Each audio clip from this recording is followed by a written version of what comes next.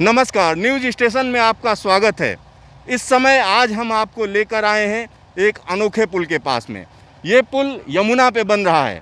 आप कहेंगे यमुना पे क्यों बन रहा है? यमुना पे इसलिए बन रहा है क्योंकि डेडिकेटेड फ्रेट कॉरिडोर की लाइन यहाँ से होकर गुजरनी है और ये पुल एकदम कंप्लीशन की तरफ है। और इसके बारे में और ज़्यादा जानकारी देने के लिए हमारे साथ L&T के जसप्रीत सिंह गिल साहब हैं, जो ये पूरा प्रोजेक्ट देख रहे हैं। उनसे बात करते हैं। जसप्रीत जी, क्या हो रहा है? कितना लंबा पुल है ये पुल जो है ए 533 मीटर 0.5 मीटर का पुल है। इसमें 11 स्पैन्स हैं। एक स्पैन जो है 48.5 मीटर है। इसमें सब स्ट्रक्चर जो है वो वेल सिंकिंग है।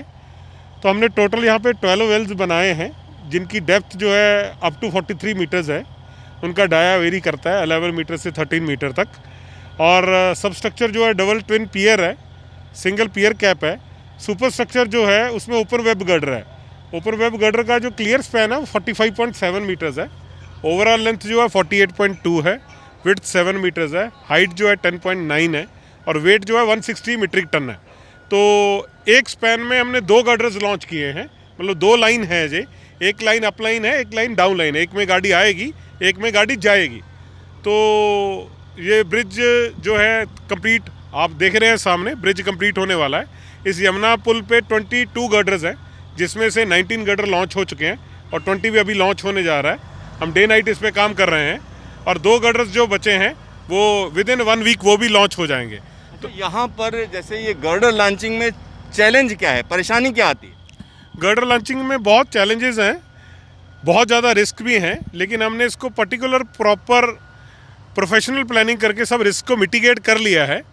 जैसे आपने आज तक देखा होगा, अभी अगर ओपन वेब गर्डर्स की लॉन्चिंग कहीं पे भी होती है, किसी भी नदी के ऊपर पुल बनता है, यहाँ पे नदी लाइव हो, तो वहाँ कैंटिलीवर लॉन्चिंग होती है। पहले एक गर्डर जोड़ा जाता है, उसको आगे लॉन्च किया जाता है, उसके पीछे पीछा किया जाता है, जो कि ईयर्स का प्रोसेस होता है, काफ़ी सालों तक चलता है। लेकिन ये क्या है, अभी हमने पूरा इनोवेटिव स्कीम को तैयार किया है, जिसमें DFCC का बहुत बड़ा रोल है। DFCC के CGM मिस्टर प्रवीण कुमार, हमारे PMC engineer mister BD Garg और हमारे L&T के डिज़ाइनर, हमारे project manager mister Murugesan Kannan, उनकी लीडरशिप है। और भी बहुत अधिकारी हैं, सबके मैं नाम नहीं ले सकता इस स्टेज पे, लेकिन लोगों ने बहुत मेटिकुलस प्लानिंग करके इसको किया है। अभी ये पुल बनने में 4-5 साल लगते हैं लोगों को, लेकिन हमने ये जो लॉन्चिंग है विद इन 6 मंथ्स 22 गर्डर जो है, हमने 30 मई को फर्स्ट गर्डर रखा था और आप देख रहे हैं अभी विद इन 6 to 7 मंथ्स हम ये लॉन्चिंग जो है कंप्लीट कर देंगे पूरी। 6-7 महीने में एक पुल कंप्लीट हुआ जा रहा है। बिल्कुल। अब 30 मई को हमने शुरू किया था, 31 मई को हालांकि फर्स्ट गर्डर रखा था। तो मेरे को विश्वास है अभी हम 30 नवंबर विद इन 6 मंथ्स हम ब्रिज जो है पूरा कंप्लीट कर देंगे। और मेन चैलेंज आप देख रहे होंगे भी, यहाँ हम खड़े हैं, यहाँ हमेशा यमुना नदी बैठती है, पूरा यमुना नदी का कंप्लीट फ्लो चलता है। तो हमारी सीनियर मैनेजमेंट और हमारे DFCC की इनिशियल मतलब उनकी एक्टिव पार्टिसिपेशन, हमारे इंजीनियर की एक्टिव पार्टिसिपेशन, गर्ग साहब, प्रवीण कुमार साहब, हमारे प्रोजेक्ट मैनेजर साहब, तो सब लोगों ने सारे स्टेक होल्डर्स के साथ, जैसे इरिगेशन के साथ और लोकल एडमिनिस्ट्रेशन के साथ, सबसे पूरा क्लोज मॉनिटरिंग करके यमुना नदी का ब्लॉक लिया है 15 दिन तक। फिर डिस्ट्रिक्ट अथॉरिटीज़ से बात करके UP प्लस हरियाणा, क्योंकि ये एक बॉर्डर पड़ता है, तो ये पूरी सैंड जो है हमने फिलिंग की है, प्रॉपर ग्राउंड बनाया है, प्रॉपर कम्पेक्शन किया है, ताकि इतनी हैवी ड्यूटी क्रेन्स लग चुके। यहाँ पे हमने 1 लाख क्यूबिक मीटर के आसपास सैंड फिलिंग की है यमुना नदी को ब्लॉक करके। यमुना नदी का पूरे रिवर बेड में फिलिंग की है ताकि यहाँ क्रेन्स लग सकें और ये लॉन्चिंग हो सके। क्रेन कितनी पावरफुल है, कितनी बड़ी क्रेन्स हैं ये? एक गड्ढर को लॉन्च करने के लिए 3 क्रेन्स हैं, जो 2 क्रेन्स हैं, एक 250 टन की क्रॉलर है और एक 300 टन की क्रॉलर है।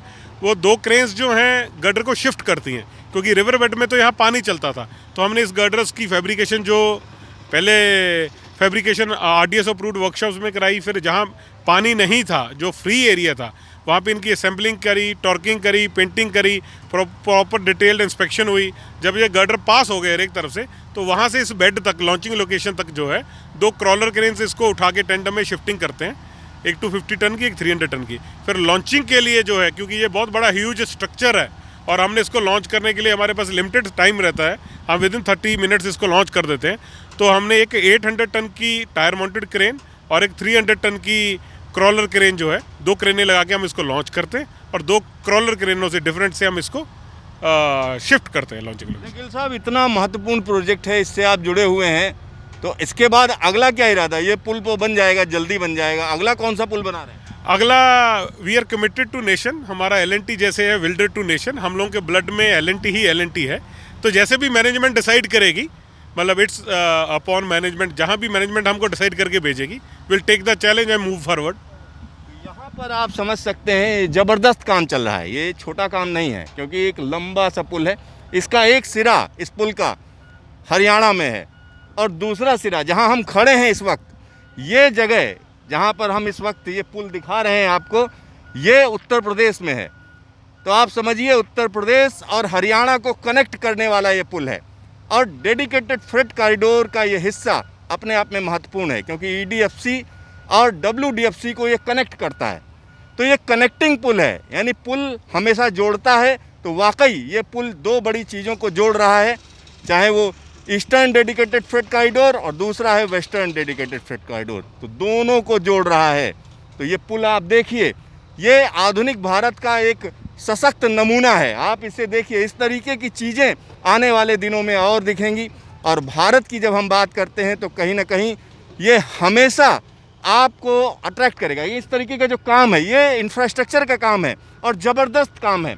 आने वाले दिनों में डेडिकेटेड फ्रेट कॉरिडोर पर जब लंबी लंबी मालगाड़ियाँ चलेंगी, यहाँ से मालगाड़ियाँ चलेंगी, सीधे सीधे बंदरगाह को जाएंगी, चाहे कोलकाता बंदरगाह हो या मुंबई बंदरगाह हो, गुजरात के तमाम बंदरगाह हैं। तो देश की इकोनॉमिक ग्रोथ बढ़ेगी, निश्चित तौर पर बढ़ेगी। Siddharth, news station, Dalelpur.